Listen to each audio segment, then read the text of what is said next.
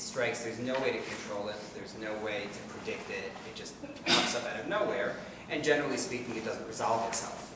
There are certain creams and the like that they can have, so I went to see a dermatologist who told me what it was, and he encouraged me to pursue treatment for it. And my answer to him was, well, why? You know, it's an eyebrow, it's a big deal. But he said, you know, it can throw people off, it can be difficult for people to look at, it can be distracting. I didn't even notice it, they didn't mention it. There you go. Well, because people just assume it's, you know, age creeping in, or being distinguished. But the question really is, I mean, he put physical beauty as a practical thing. You know, to be able to relate well to other people, one might need to look a certain way. Do we view physical beauty as a legitimate necessity? That's the first factor. Now, certainly for myself, when I first think about physical beauty, what comes to mind is the pasuk from Mishlei, right? From the Eshes Chaya. Sheker Achein vehevel hayofi. The charm is false, beauty is vain. So if I take that line in a vacuum, then it sounds like it's something to be disregarded. Why should I care particularly about physical beauty? Physical beauty is ephemeral, it doesn't speak to the truth of the inner person, etc., etc. However, sometimes the Torah actually takes physical beauty as a sign of internal spiritual perfection or divine favor.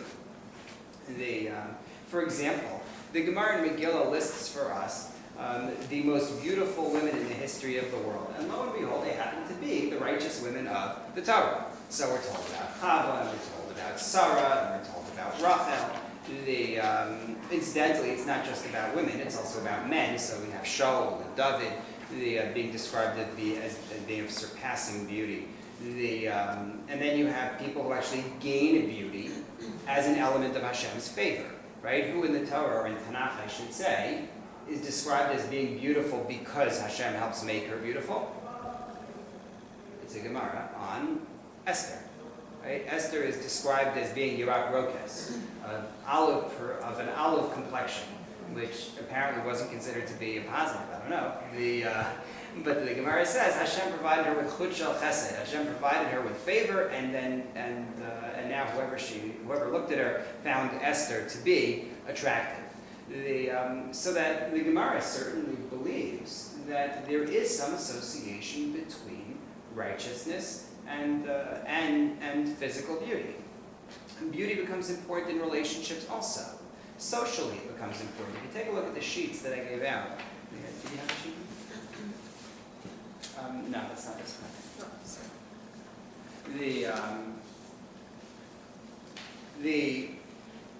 The Gemara in Chulin, it's source number 1 on the page, talks about the Kohen Gadol and who you pick to be the Kohen Gadol. I'm going to put the stack of sheets back here. Well, that's the sign-in sheet.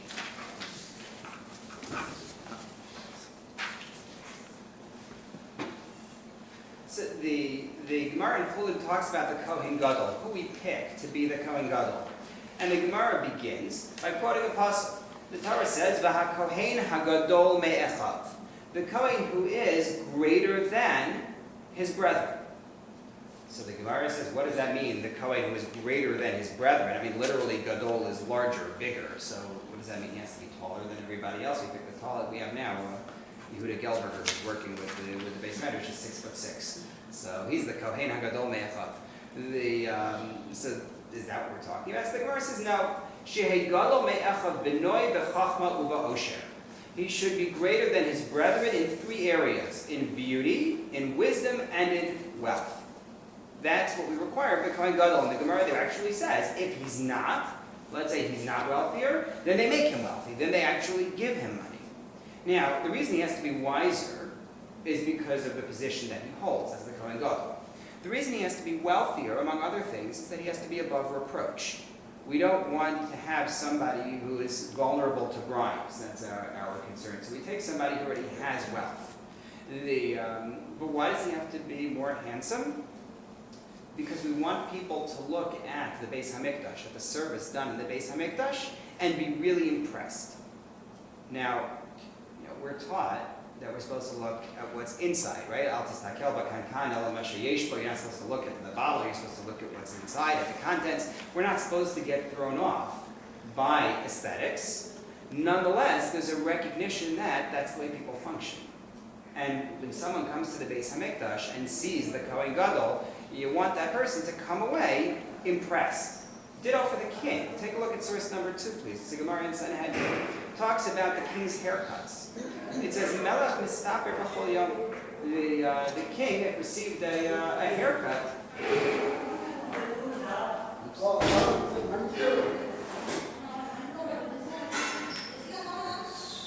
It's okay. The king received a haircut daily. Melech mistaper b'chol yom. Shneimar, as the pasuk says, Melech b'yofyo zen b'necha. You should always see the king in his beauty. The king should look refined. So he would get a haircut, and it was a special kind of a haircut every day. Question: wasn't one of the reasons why David's son Shalom, he said was because he had very good looks? We know that he was impressed with his own looks. Yes. And so to my understanding, that was one of the reasons why he thought that he should have been king. I don't remember the direct link. I remember that it's true, he's proud of his looks. I don't remember that there was a cause for him thinking he should be king, although I can see it. And yes, it does. It feeds into the same piece, and into the problems associated with focusing on beauty. But from a social perspective, we do. We recognize that being aesthetically appealing has advantages. It's also something that we recognize within a marriage. If you take a look at source number 3, classic example, talks about what a woman does during Shiva. He says, Isha lo tikchov lo tefarges bimei evla, shekol elu asurim berachitza. During Avelus, during Shiva, we're talking about, one is not allowed to bathe. So he says a woman should not wear makeup during the period of mourning. Ve'ishes ish eina asura ela toch Shiva. Aval achar Shiva muteres bakol. A married woman is also prohibited during Shiva. However, after Shiva, even during Shloshim, during the 30 days, she's allowed to.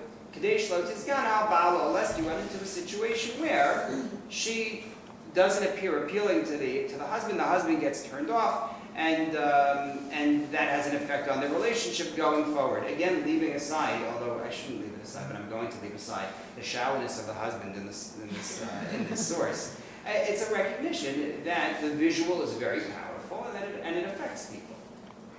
We have similar laws regarding beautification on Chol HaMoed. So, factor number 1, the issue of do we view physical beauty as a legitimate necessity? At least begrudgingly we do. We recognize that it's a reality about the way human beings interact.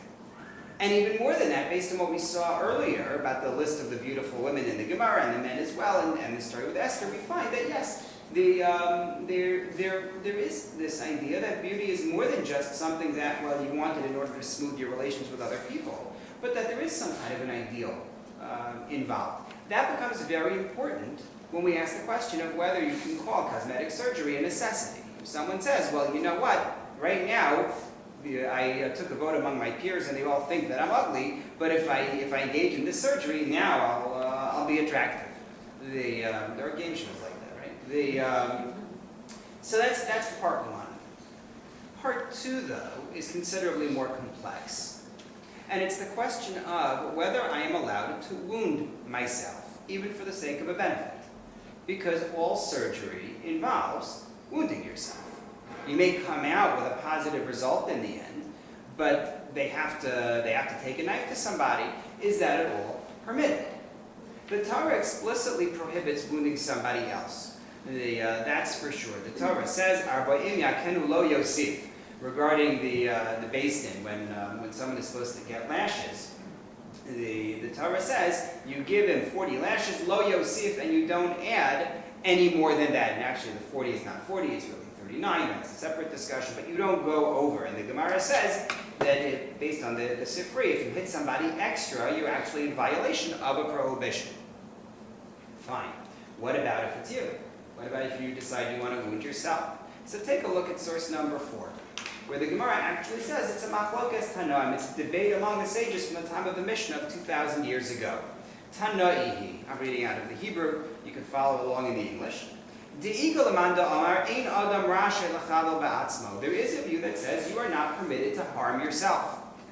Ve'ika amanda amar adam rashe l'chadol ba'atzmo. But then there's an alternative point of view that says you are allowed to harm yourself. Man tana deshama le'da amar ein adam rashe l'chadol ba'atzmo. Who is the author of the view that you're not allowed to harm yourself? Hai Tanahu, it's the following author, Tisanya. Here's a brisa, a source from 2,000 years ago, uncanonized source, which always makes it somewhat questionable, meaning you have Mishnaic sources, the Mishnah was canonized by Rabbi, and then you have the brisos, extra sources that were not canonized, sometimes because they were viewed as superfluous, and sometimes because there was some question as to their authenticity, whether the text was accurate. So here is a brisa. Amar Rabbi Elazar HaKapar Berebi. Rabbi Elazar HaKapar says the following. Berebi is a title for him. It means the great one. He said, when you look in the Torah at the law of a Nazir is a person who vows he's not going to cut his hair, he's not going to come in contact with the dead, and he's not going to drink wine. And at the end of his period of being a Nazir, among other things, he brings a karban, chatas. Now, a chatas is a sin offering. Well, what sin has he engaged in? Torah licenses him to become a Nazir. So the literal read is, he's bringing a karban which is processed in the same way that you process a sin offering. It's not a sin offering, but it's processed the same way, so we call it a chatas. However, Rabbi Elazar HaKapar says that's not it. He says there is a sin involved in being a Nazir, even though it's sanctioned by the Torah. What is it? He says, what does it mean when the pasuk says he should atone for having sinned against a life? Against what life has he sinned? He pained himself by withdrawing from wine. That is considered to be a transgression. He has sinned by withholding himself from wine. Now, why does the Torah say you can become a Nazir at all? Right? If this is an Avera, usually the Torah doesn't recommend Averos. Usually the Torah says don't do regarding prohibitions. So why does the Torah sanction the Nazir? So some suggest the Nazir is somebody who needs this at this moment. He feels out of control. He needs some way to get back in charge of his life. He's particularly perhaps falling in with a bad crowd. So this is his way of withdrawing from the company of others. But the upshot is he's also painting himself, and he has to bring a sin offering to atone from that. We are not supposed to do things that cause pain to ourselves. The Tosfos actually follows this view. Tosfos, writing in the 13th century, we get a comment on the Gemara saying, "Asur lachbol," it's source number 5. "Asur lachbol afilu l'tzara." One is not allowed to harm himself. He says, even for gain, even for profit, can't harm yourself. Kigon, for example, mekareya al hames. Zeh l'tzara. He gives you an example. He says, somebody who is grieving over a loss and wants to break something or tear something. How's it profitable? It's profitable not in the sense of economic profit. It's profitable in the sense that he does it for catharsis. Tzarech doesn't mean economic tzarech necessarily. Tzarech means that there is some positive purpose involved. And the Gemara talks about that. It talks about someone who's angry, tearing something specifically because of the cathartic value of it. And Tosfos says you can't do it. There's actually, the problem is that the custom exists. I had a friend of mine who was Moroccan, who said that absolutely their family, threw things into the grave, and they brought out silks and tore them, and they had a whole litany of practices, provided you're safe. It writes about it. It inspired him. It's more prevalent. Someone once suggested to me that it's because of their association with Arab culture, where this is also practiced. But in any case, the Tosfos rules that not only am I not allowed to harm myself, even where there is some kind of benefit to doing so. As a matter of halacha, we indeed say, I'm not allowed to wound myself. Take a look, please, at the Rambam. It's source number 6. He says, Asur la'adam lachbol, one is not permitted to wound, bein be'atzmo, bein b'chaveiro, whether himself or anybody else.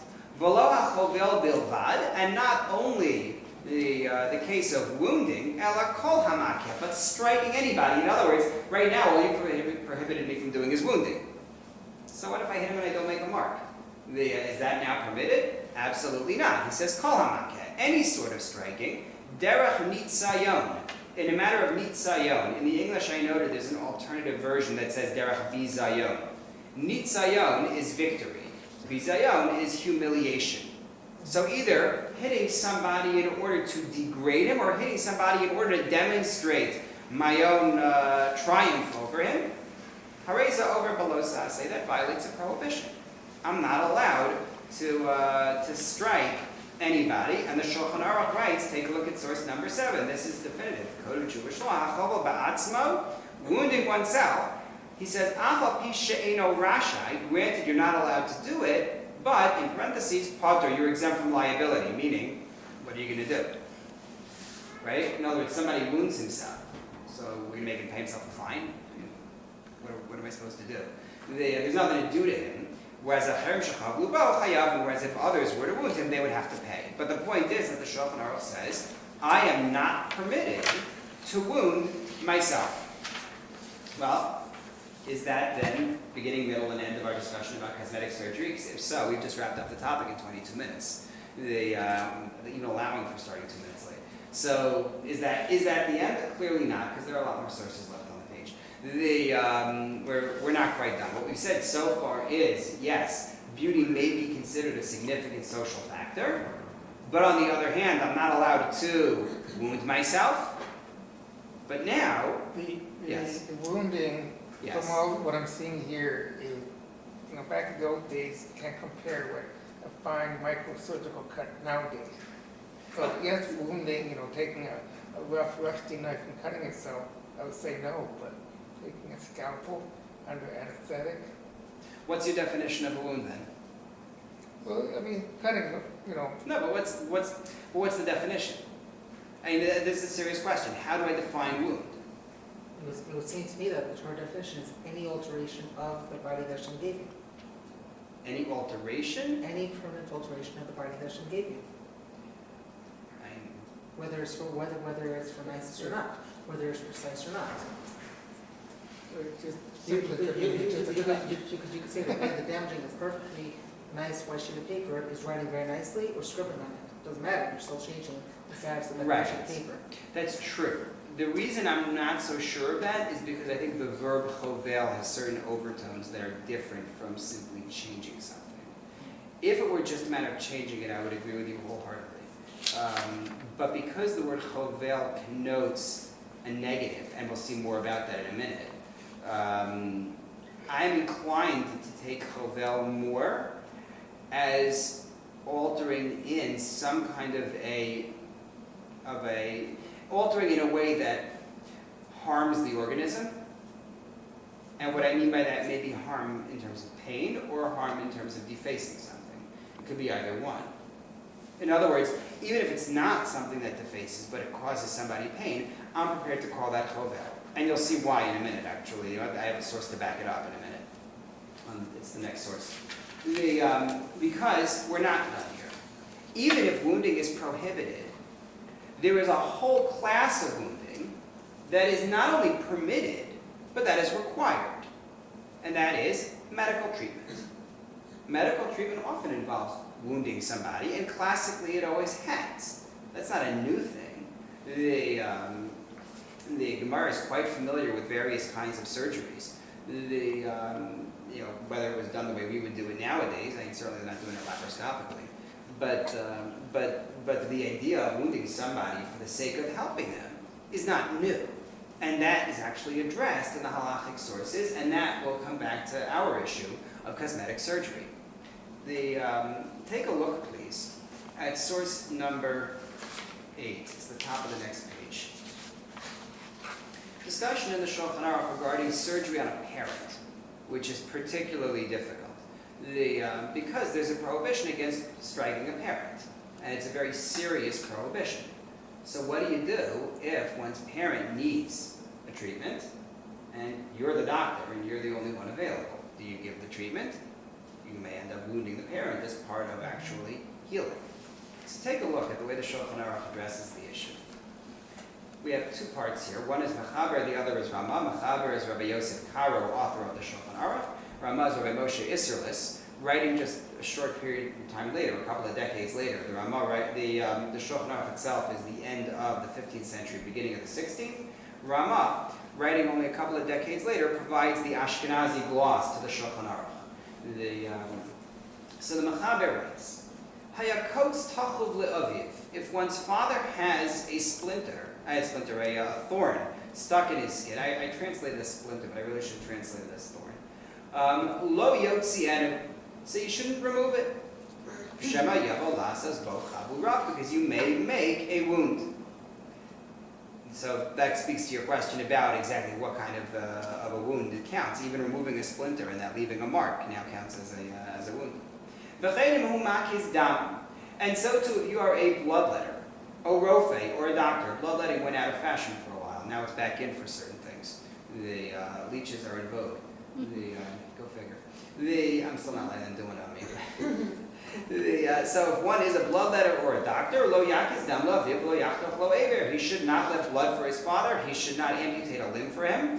Even though you're doing it medically, don't do it, says the Shulchan Aruch.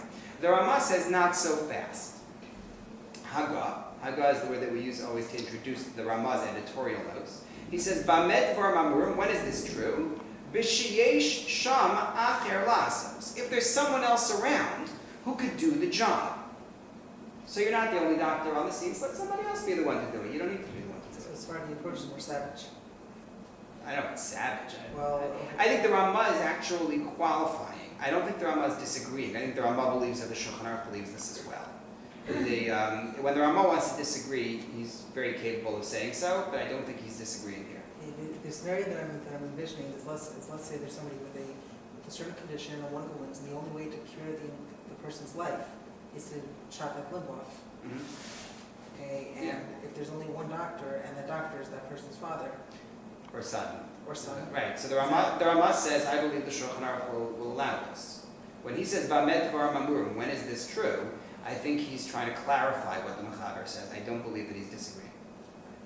Aval ein sham acher, but if there's no one else present, continuing in the source, ein sham acher lasos, there's no one else to do it.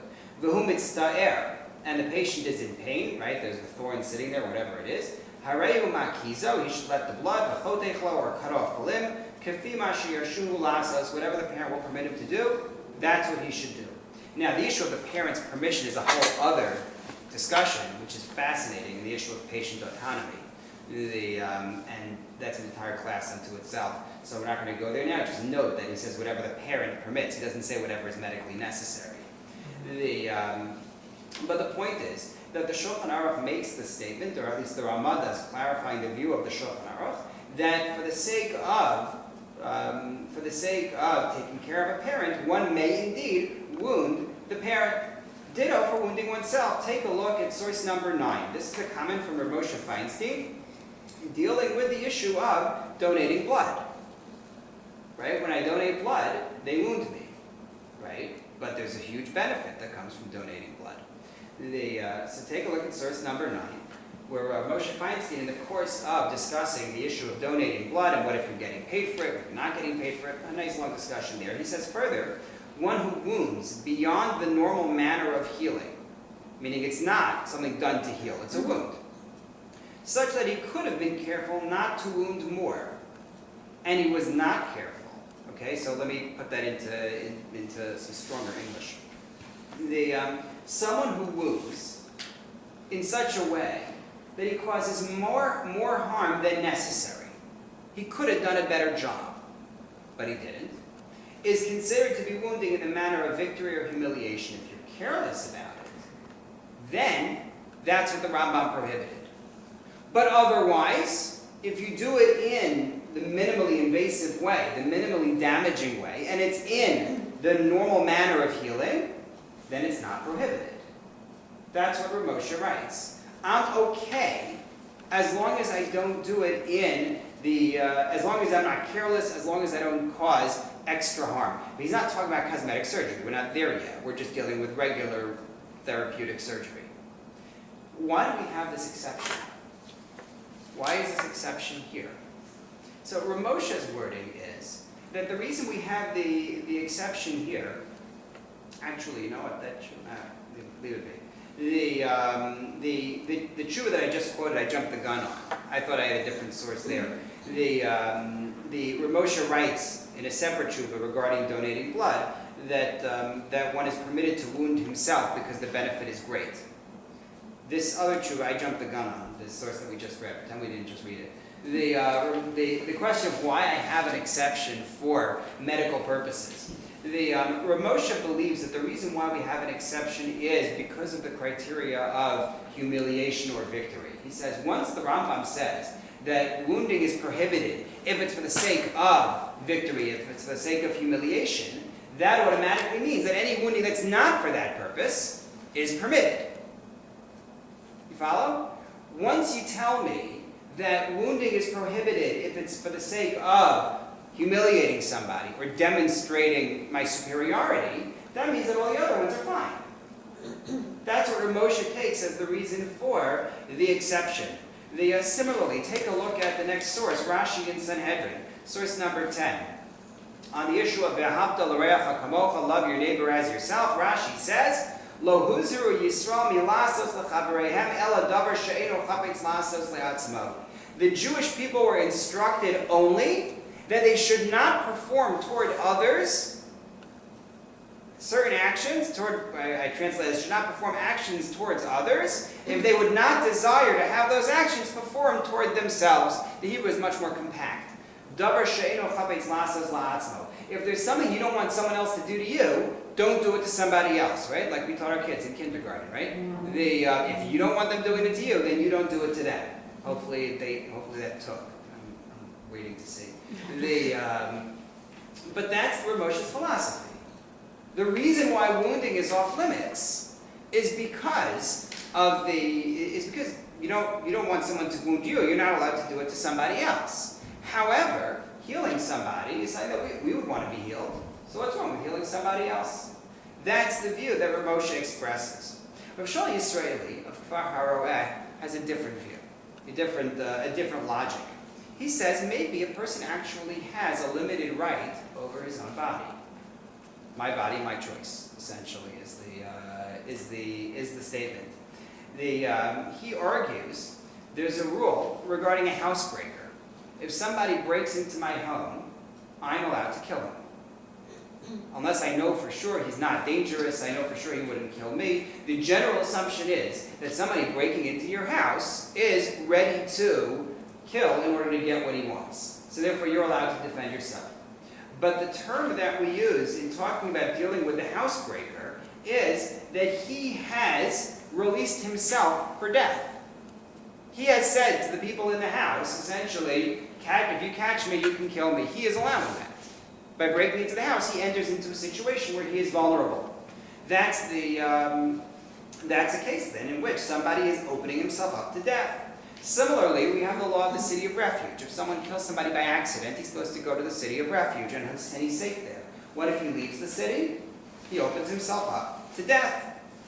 I'm still not allowed to do whatever I want with my body, but it's sort of like God is reserving rights. You know when they sell you CDs, books, they always say all rights reserved, right? You're only allowed to read the book. You're only allowed to listen to the music. You are not allowed to make as many copies as you like and distribute them to your 500 closest friends. Why am I not allowed to do so? Because if I did that, there would be no incentive for creative production anymore.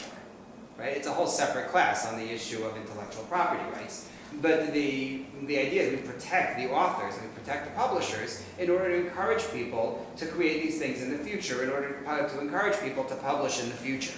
So similarly, says Rabbi Yisraeli, Hashem creates our bodies and gives them to us. He reserves a lot of the rights for himself and says there's a whole long list of things you can't do with it. However, there are certain things you may do. And one of the things that you may do is to wound yourself if it's for the sake of healing. That's what Rabbi Yisraeli argues. You can take that a lot further. There's a lot more to discuss. But the point is that for our purposes, that wounding may be permitted for a substantive benefit. So what we've seen so far, 2 parts out of 3, is that aesthetic beauty may well be considered a substantive benefit, number one. And number two, I may be allowed to wound myself for a Do substantive they benefit. give specific examples of wounding and stuff? Like I can see opening an abscess, Yeah, important. right. Well, you saw the thorn case, right? You saw the bloodletting case, the amputation case. So we've gone from the relatively minor to the relatively extreme. Would Yeah. removing a cavity and putting a filling be considered wound? I mean, certainly you need to drill further into the tooth in order to be able, so yes, I would suggest yes. We generally consider a tooth to be part of the body as long as it's connected, so yeah. There's a third factor though. Even after you get past the issue of beauty and past the issue of wounding, there are risks involved. The Torah says you have to be very careful to guard your life. All surgery involves risk.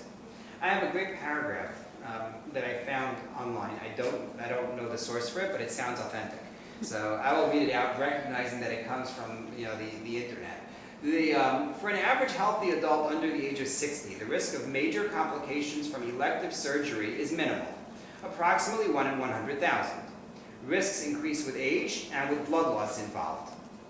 Elective surgery is not advised for people who suffer other illnesses like diabetes and heart problems.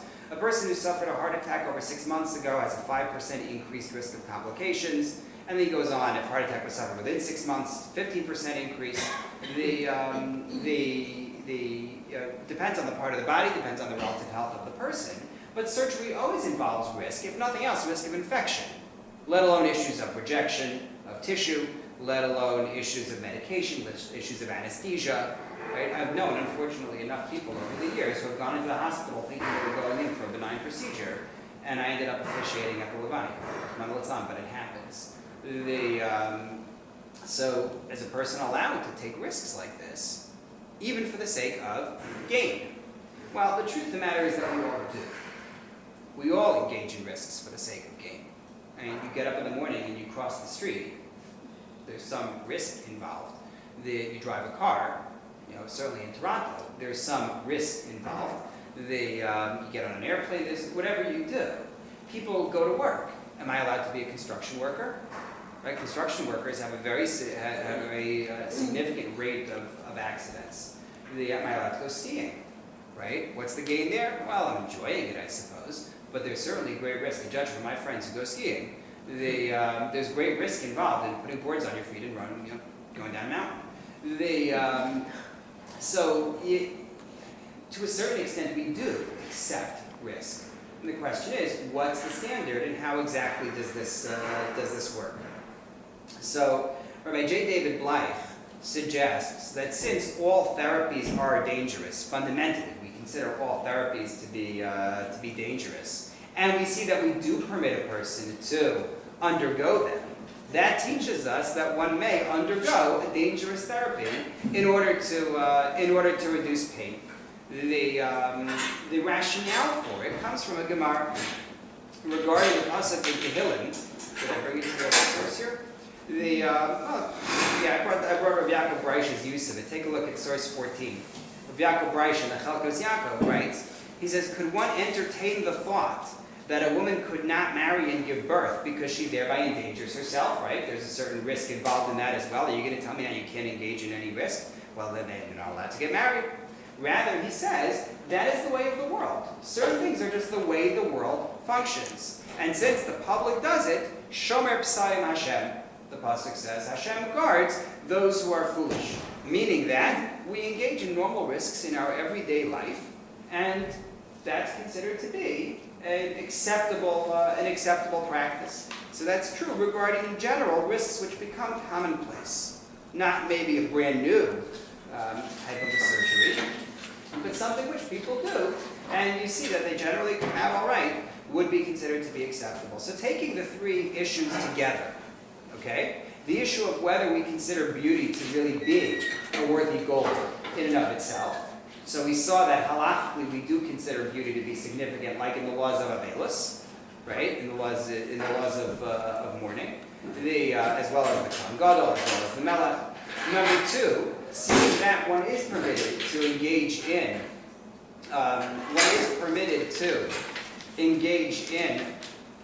in wounding himself for the sake of gain,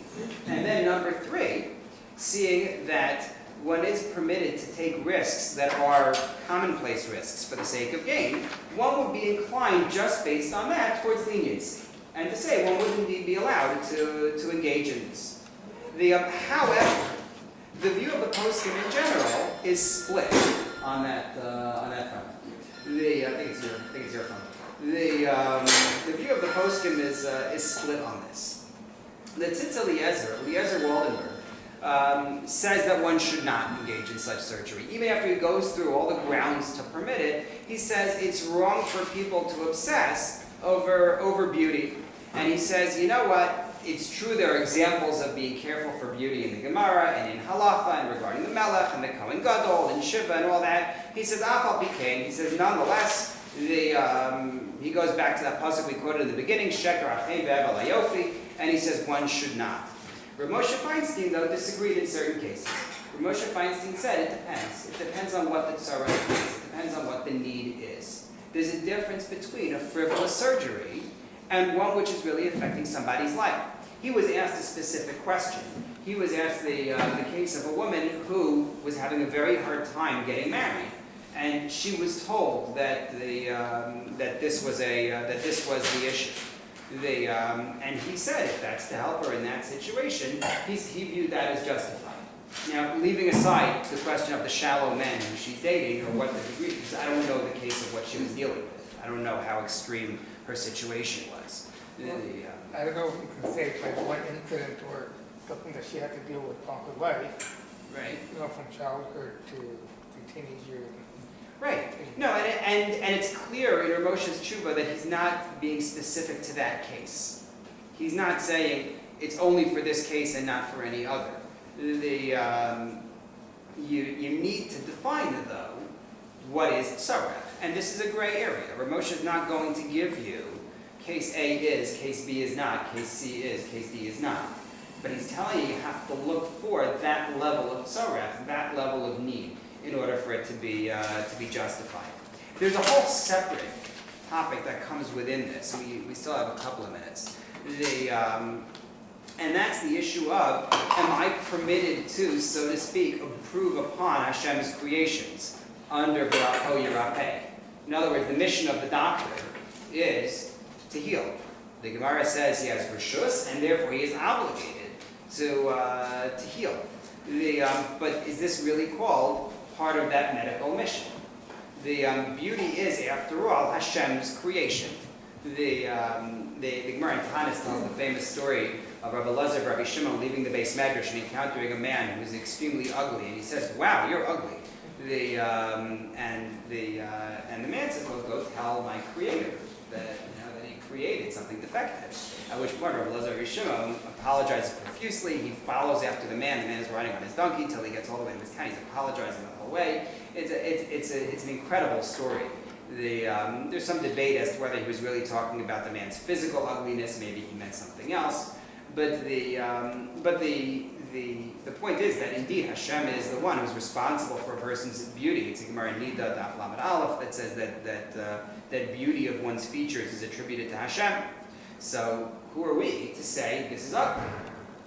Hashem created them. Are we right for saying this is unattractive? So the answer seems to be yes. As the Sefer HaChinuch writes regarding Bris Milah, as the Maharal writes as well regarding general human interaction in the world, this is, once Hashem gives us the ability to do something, it's understood that that's part of nature. It's not considered unnatural. The Maharal has a whole long discussion about this regarding kilayim, and messing with the plant kingdom. But he writes that not when you have an actual explicit prohibition in the Torah, obviously. The Torah says you can't do something, you can't do it. But he says the abilities that we have for manipulation of the world around us are considered natural. These are things that we can do. I wanted to bring it on the sheet, but I see that I didn't. If anyone wants it, you can email me afterwards. It's on the sheet, and I'll email you the text of it, of Maral's comment. But certainly, it seems that this is included within the doctor's ability under V'rapo Yirapeh. So that's what I would say on that front. Yes, Rob. Question. didn't Hashem create this world sort of incomplete so that we can complete it? For example, Hashem created days 1, days 3 through 7 complete, because it says afterwards, Vayar Hashem, Vayar Elokim Kitov. Yes. Okay, day 2, it does not say that. But it does on all the, it It doesn't. doesn't know the others, so the classical answer is that day 2 is not complete, because we're supposed to complete whatever Hashem created to make it better. So cosmetic surgery we put under that category. Right, so what I would suggest, I mean, the Sefer HaChinuch basically makes that statement. That Sefer HaChinuch that I referred to on Bris Milah makes the statement that in general we are to complete to the world to whatever extent we are capable. That said, there are different explanations as to the day that doesn't say Kitov, because that day Pirut is created, and